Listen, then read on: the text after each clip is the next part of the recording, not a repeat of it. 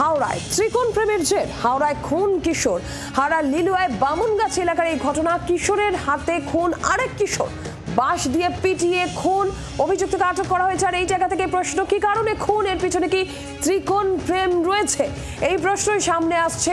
ঠিক কি ঘটেছে, কি অভিযোগ, আরো বিস্তারিতভাবে জানবো। দেবব্রত ঘোষ রয়েছেন টেলিফোন লাইনের প্রতিনিধি।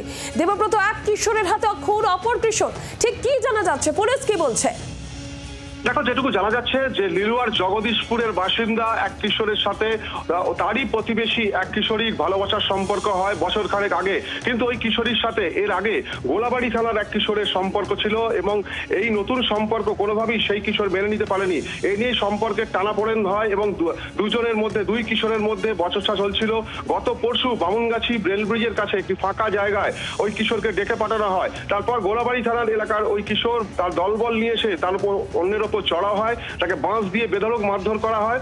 রক্তাক্ত অবস্থায় তাকে উদ্ধার করে হাওড়া হাসপাতালে ভর্তি করা হলে সেখানেই তার মৃত্যু হয়। গতকাল তার মৃত্যু হয়েছে। এই ঘটনার তদন্ত শুরু করেছে লিলুয়া থানার পুলিশ। তবে এখনো পর্যন্ত সন্দেহভাজন কয়েকজনকে আটক করে জিজ্ঞাসাবাদ করা হচ্ছে, কিন্তু মূল অভিযুক্ত এখনো পর্যন্ত ফেরার, তার সন্ধানে তল্লাশি চালানো হচ্ছে এবং এই খুনের পিছনে আরো অন্য কোনো কারণ রয়েছে কিনা, অর্থাৎ এই ত্রিকোণ প্রেম ছাড়া আরো অন্য কোনো কারণ রয়েছে কিনা, সমস্ত দিকটি খতিয়ে দেখছে লিলুয়া থানার পুলিশ।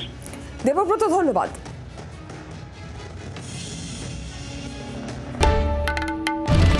বাংলার আওয়াজ, বাঙালির আবেগ, জি 24 ঘন্টা।